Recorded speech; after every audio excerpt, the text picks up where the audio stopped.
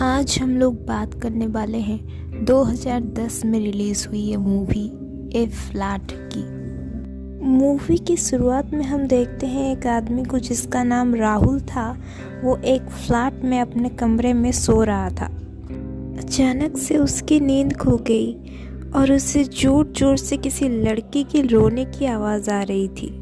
उसको वो आवाज़ टेरेस से आ रहा था, इसलिए टेरेस में कौन है ये देखने के लिए वो ऊपर जाता है।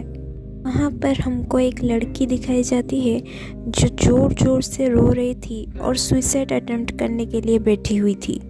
राहुल उस लड़की को प्रीति रुक जाओ ऐसे चिल्ला कर बोलता है, लेकिन वो लड़की कूद जाती है और सुसाइड कर लेती है। राहुल की नींद खुलती है और उसे ये रियलाइज़ होता है कि वो सपना देख रहा था।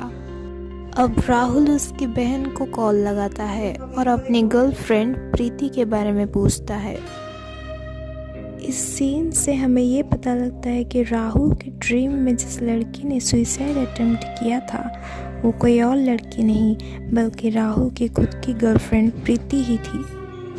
राहुल की बहन उसे कहता है कि तुम प्रीति को भूल जाओ, अब तुम दोनों की बात नहीं हो सकती। राहुल की बहन प्रीति से राहुल की बात करवाता है, लेकिन प्रीति बात करने से मना कर देती है। यहाँ से हमें ये पता लगता है कि इन दोनों की बातचीत अभी के लिए बंद है।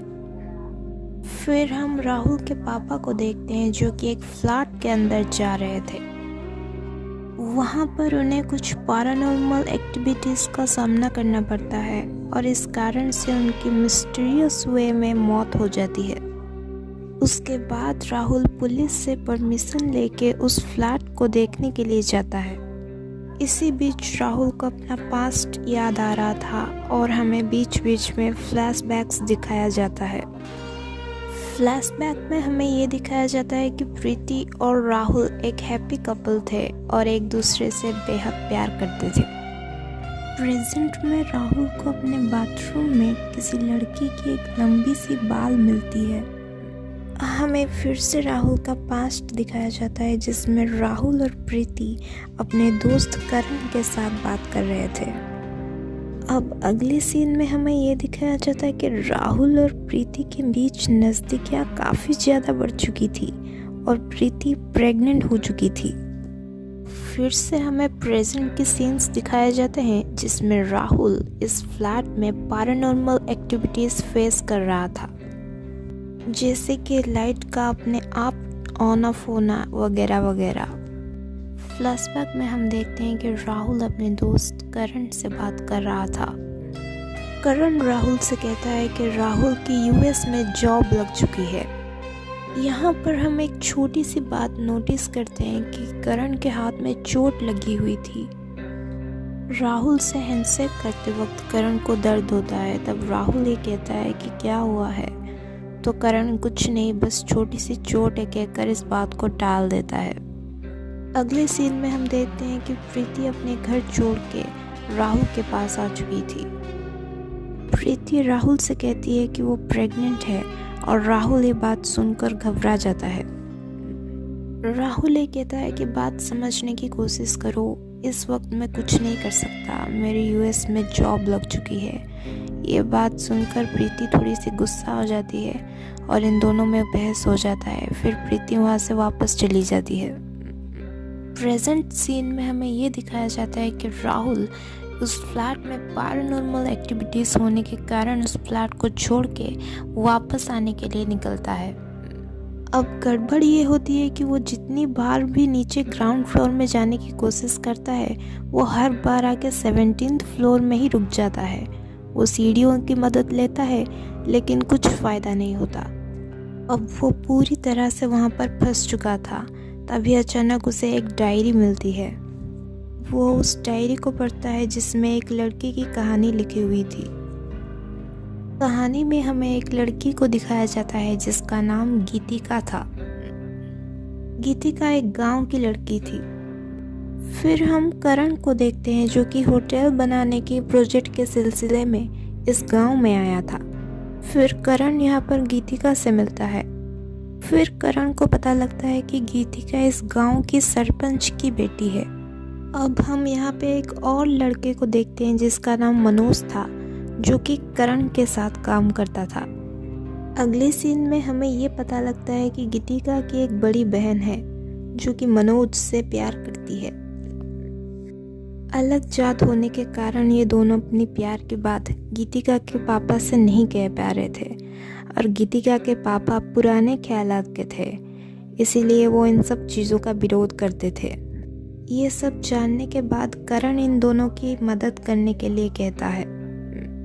करण गीतिका से मिलकर इन दोनों की शादी चुपके से करा रहा था, लेकिन तभी अचानक गीतिका के पापा इन सब लोगों को पकड़ लेते हैं। वो करण को गांव छोड़कर जाने की धमकी देते हैं और दोनों लड़कियों को लेकर वहां से निकल जाते हैं। फिर हम देखते हैं कि गीतिका की बड़ी बहन सुसाइड कर लेती है।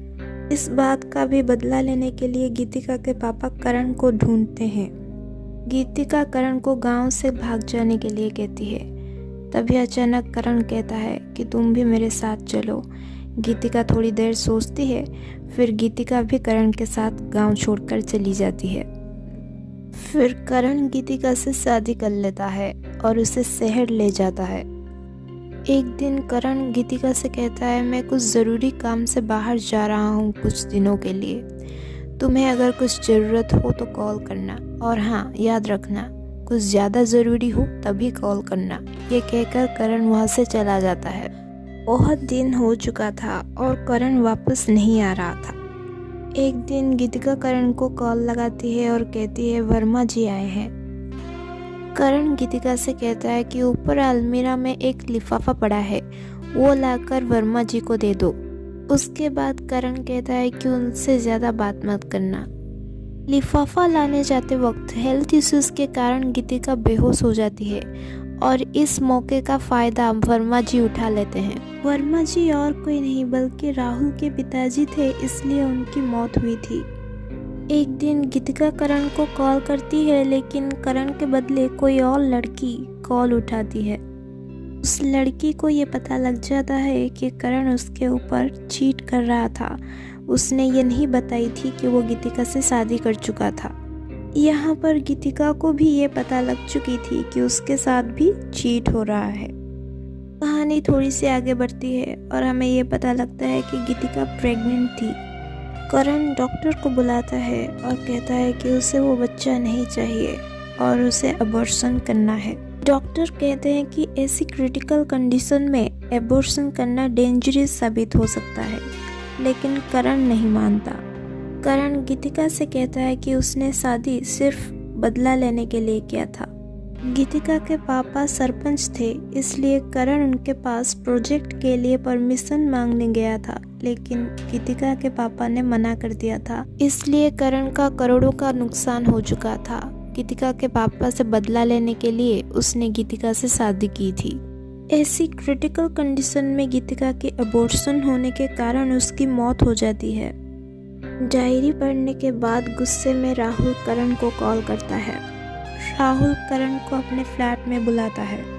फिर राहुल करण को गीतिका के बारे में पूछता है, लेकिन करण इस बारे में नहीं जानता, ऐसे कहकर झूठ बोलता है। उसके बाद राहुल उस फ्लैट से वापस चला जाता है और उसके जाते ही दरवाज़ा अपने आप बंद हो जाता है और करण वहाँ पर फंस जाता है। इस बार लिफ्ट अपने आप सही काम करने लगता है और राहुल ग्राउंड फ्लोर पर आ जाता है। करण वहाँ पर फंस चुका था, लेकिन राहुल करण का कोई भी मदद नहीं करता है। इस मूवी की स्टोरी लाइन काफ़ी अच्छी है और आप एक बार टाइम पास के लिए मूवी देख ही सकते हैं।